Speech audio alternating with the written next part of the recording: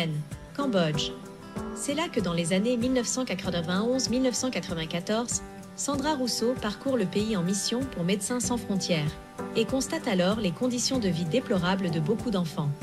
Vendus pour quelques centaines de dollars ou pour éponger une dette, privés d'existence légale, réduits en esclavage, torturés, violés, en particulier les filles, partie prenante des circuits de prostitution.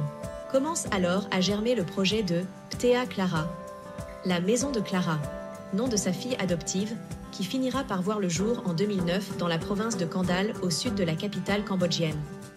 Depuis beaucoup de chemins parcourus, et avec l'appui des autorités du pays, ils identifient ces enfants défavorisés et vulnérables. Si la famille possède un toit et si l'enfant est en sécurité, l'association propose un soutien pour son éducation et son alimentation au sein de son foyer. S'il y a risque de souffrance, maltraitance ou viol, l'enfant est accueilli au sein de Ptea Clara. Une crèche permet aux parents de partir travailler en laissant leurs enfants en sécurité.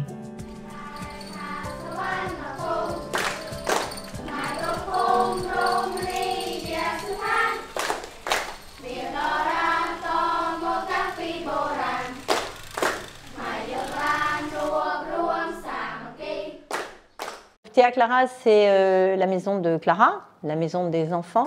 C'est un grand foyer qui accueille actuellement 150 enfants. Il y a des enfants qui sont là en résidence, qui sont là 24 heures sur 24, 7 jours sur 7. Ils représentent 50 enfants. En 2002, donc, on a adopté notre fille Clara, la maison de Clara, Ptea Clara. À partir de 2002, l'idée de vouloir sauver des enfants s'est concrétisée. Et donc, on est arrivé au fait que je ne pourrais pas aller dans les maisons closes, sauver, retirer des enfants de la prostitution, de trafic divers. Donc, on est parti sur créer au départ un orphelinat. Donc, un orphelinat qui, à l'heure actuelle, est devenu un foyer parce qu'il y a de moins en moins d'enfants abandonnés, de moins en moins d'enfants orphelins. On a une crèche avec une dizaine d'enfants qui viennent le matin, qui repartent le soir. Et puis, on aide les enfants du village à travers un soutien scolaire, voire post-bac, voire école supérieure à Phnom Penh. Le foyer avec les 50 résidents, ce sont des enfants qui sont, donc dans les 50 enfants, qui sont majoritairement confiés. On a dû démarrer avec 4-5. 4-5, et puis donc à l'heure actuelle je dis 150, mais quand on compte, il y a eu quoi, 250 enfants qui sont passés, qui sont passés durant ces 15 ans, qui sont passés à travers, ou qui ont vécu un moment de leur vie à Ptea Clara. Si les enfants ont des parents, ont un toit et peuvent vivre chez eux, donc on les aide à travers un soutien scolaire majoritairement. Ou s'ils n'ont plus de parents, ou s'ils ont des parents qui rencontrent des difficultés, des parents qui doivent être emprisonnés, ou des parents qui les battent, ou des parents qui n'ont plus de ressources financières, eh bien nous là on les accueille à Ptea Clara en résidence. Ptea Clara, donc c'est le nom du foyer. Sinon, l'association s'appelle D'une famille à l'autre. En France, c'est une association loi 1901. Et ici, on est une ONG internationale. Donc, on est une ONG, on est reconnu par le ministère des Affaires étrangères et on travaille avec le ministère de l'Action sociale cambodgien. On garde un lien avec la personne qui nous a confié l'enfant. Quand il y a des vacances, une Nouvel An Khmer, où on donne un coup de fil, la famille vient voir l'enfant, on discute, puis les personnes lui disent oh, on aimerait bien reprendre notre enfant. Donc nous, on envoie un enquêteur, on voit comment ça se passe, puis après on en fait part à l'action sociale, et l'action sociale envoie également un enquêteur, et puis nous dit bon ben maintenant, ça y est, la famille est remise à flot, l'enfant va retourner chez lui, va retrouver un cocon, le cocon qu'on a créé à Ptea Clara pour le sauver, pour le protéger. Donc on essaye, là j'essaye d'être à l'équilibre sur 50 enfants. Alors 50 enfants, plus tous ceux du village qui interviennent au quotidien. Il ne faut pas oublier que les 50 enfants, ils ne sont pas isolés dans Ptea Clara où on ferme les portes, ça y est, c'est une prison. Ptea Clara, ce n'est pas une prison, les portes sont ouvertes. En fait, ce qu'il faut savoir aussi, c'est que des enfants du départ, de l'année 2009, qui est l'année départ, il nous en reste 5. 5 qui sont là, qui grandissent, qui sont abandonnés. Et eux, ils ont l'âge de la maison, quoi. Ils ont 15-16 ans. Eux, on va les accompagner jusqu'à ce qu'ils puissent voler de leurs propres ailes. On offre donc du soutien scolaire en Khmer. On offre les mathématiques, donc un renforcement en mathématiques. Mais le dimanche, on a l'informatique, parce qu'aussi les intervenants, il faut qu'ils soient libres aussi. hein, l'intervenant, il faut qu'il vienne. Depuis 2020, qui est devenu important à Petit Clara, c'est le running. Ils sont mis à la course à pied parce qu'on a une marraine qui, en 2020, donc, a initié une recherche de fonds. Véronique a initié le 250 le long du Mékong. Et puis sinon, le dimanche matin, on a donc un ancien boxeur professionnel cambodgien qui vient et qui fait une initiation. Non, c'est une association qui soutient des Cambodgiens qui vont retourner dans leur communauté, pour ceux qui sont résidents, ou pour des Cambodgiens qui vivent dans la communauté. Donc, la culture, les traditions, la religion, grâce au personnel cambodgien, grâce à notre directrice Po, les enfants, ils vivent en mode cambodgien.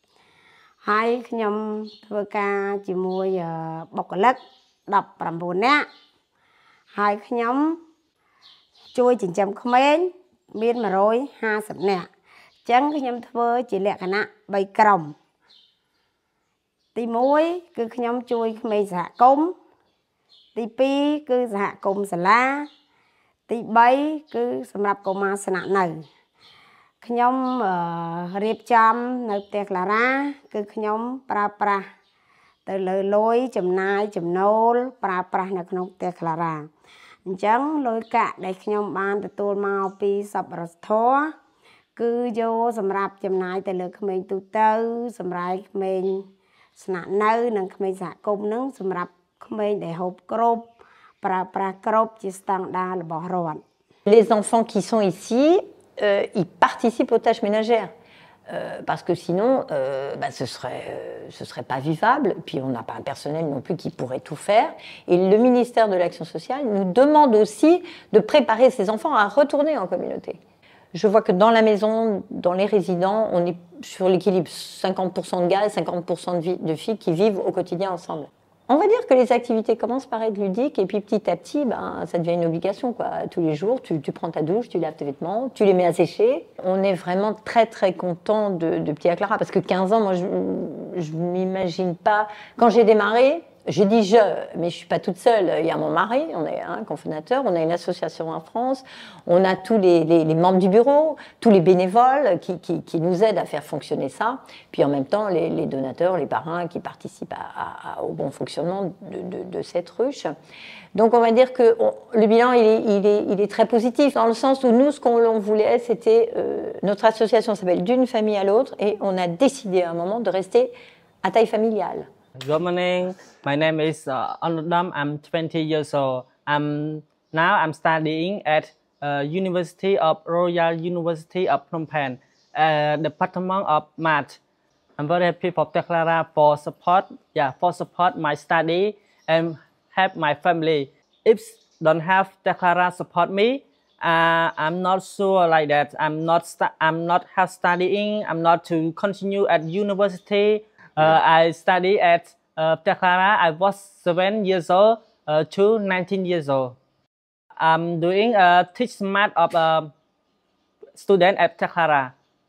I have to Petit Clara because Petit Clara support me, so I need to support Petit Clara like that. On a un grand projet socio-éducatif parce que donc on avait fait 3 tranches. Il fallait créer un logement, parce que dans ce projet nécessite des intervenants extérieurs. Il fallait pouvoir les loger. On ne peut pas les loger dans la maison. On ne va pas loger des étrangers avec des enfants. Donc là, maintenant, on est parti sur un projet, une grande salle modulable. Alors pourquoi cette salle? Cette salle, en fait, ça vient du fait que maintenant, les enfants 15 ans, les enfants grandissent. 50% des enfants sont des adolescents. On a voulu les aider, on a voulu les protéger, on a fait comme des parents, on veut le meilleur pour eux, mais on se rend compte que ces enfants, il va falloir quand même leur trouver une formation, leur trouver un métier. Il faut un métier qui puisse s'inscrire dans la réalité économique du Cambodge de 2024, on va dire, et même plus. Nous, qu'est-ce qu'on pourrait faire pour armer au mieux les enfants? Donc on a déjà, grâce à la volontaire en service civique, On force sur l'anglais, on espère forcer sur le français. Le khmer. Je suis actuellement volontaire en service civique à Ptea Clara. Donc moi, Ptea Clara, j'ai postulé, c'est d'ailleurs la seule mission où j'ai postulé sur le site du service civique, parce qu'en fait, elle m'a tout de suite intéressée. J'ai vu que du coup, ça rejoignait mes études et aussi mes anciens emplois où je m'occupais des enfants. Sauf que là, c'est des enfants en milieu défavorisé et qui ont des situations difficiles. Donc enseigner l'anglais à ces personnes, donc des enfants de 6 à 17 ans, j'ai tout de suite envie d'aider. Et donc là, ça fait 4 mois, j'y suis depuis mars et normalement, je vais faire 1 an. Alors quand je suis venue à Ptea Clara, je me suis sentie comme chez moi. Vraiment, déjà, j'étais étonnée par comment il y a une cohésion entre les enfants. C'est vraiment une famille, en fait, une grande famille où tout le monde s'entend bien et en fait, on voit ça très rarement autre part. Et j'ai pas eu l'habitude de voir ça que ce soit dans mes emplois ou autour de moi. Je n'ai jamais vu un esprit aussi soudé qu'à Ptea Clara. Il faut absolument faire venir des gens de l'extérieur pour expliquer aux jeunes, voilà, j'ai tel métier, je fais ci, mon quotidien c'est ça. Nous, on a des partenaires qui sont des entreprises. On a des entreprises en France, on a des entreprises ici. Donc les entreprises qui sont ici, qui sont partenaires de Ptea Clara, on se dit, tiens, on va faire venir des gens, ils vont expliquer leur métier, ils vont expliquer leur skill, ce qu'ils font, et l'enfant, il va se dire, mais là, c'est du concret, quoi. Après, ça peut être aussi le réparateur de vélo du village, ou le paysan. Et puis, quelque chose qui est très important pour nous, leur offrir une ouverture économie sociale et familiale. La réalité, c'est quoi? C'est le surendettement. Parce que l'idée, c'est pas de dire, je vais faire un emprunt, ça y est, tranquillou, mais tu vas le rembourser comment? Il faut qu'on prépare un maximum nos enfants à être prêts à affronter l'avenir. Et cette grande salle polyvalente, là, cet espace qu'on souhaiterait aussi polyvalent possible, c'est vrai qu'on le veut un petit peu en dehors de la maison parce qu'on fait venir des gens de l'extérieur et puis c'est pour les ados de la maison, le personnel de la maison, mais les enfants du village et leur famille. Leur grande sœur ou leur maman qui travaille en usine, leur père qui est agriculteur. Il faut vraiment qu'on ait des réunions qui ne couvrent pas que 90 enfants. Au quotidien, on a besoin d'argent, on a des parrains, on a des donateurs, mais maintenant, il faut qu'on trouve d'autres donateurs, d'autres personnes pour nous aider et pour nous permettre de lancer ce projet. Ptea Clara 2024, 2009-2024, tout ça, ce serait pas possible sans les bénévoles, sans les donateurs, sans les parrains. Ptea Clara, c'est d'abord aussi une équipe cambodgienne qui est salariée, d'accord, mais qui n'a pas des salaires extraordinaires, mais qui se donne un maximum.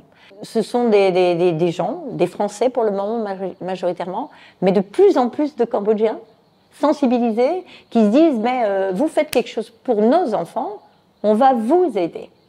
Il y a une bonne harmonie à Ptea Clara. Tous les gens qui viennent nous disent « Ah, c'est super, on se sent bien à Ptea Clara ».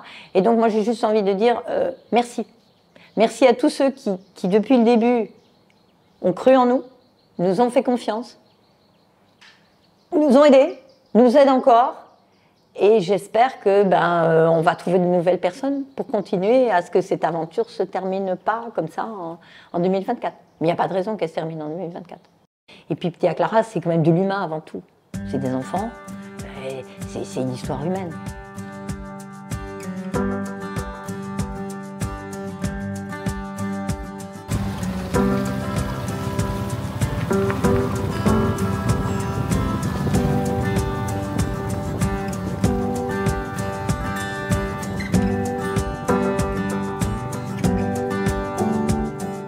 Si vous souhaitez faire un don à l'association ou parrainer un enfant, scannez ce QR code. Pour aider Ptea Clara dans la réalisation de son futur projet, merci.